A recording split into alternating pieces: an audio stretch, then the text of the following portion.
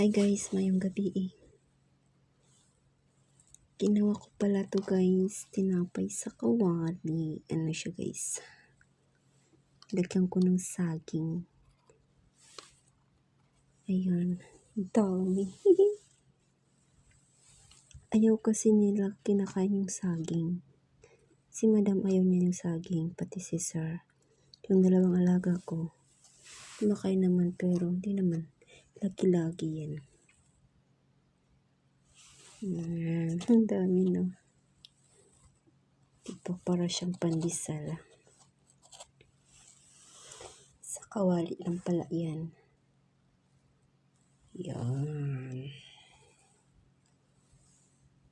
At siyempre may gatas tayo guys kasi lagi kayo nagsasabi, lagi akong nagkakape. Yan. Tinikman ko to kanina, masarap siya, malambot. Yan.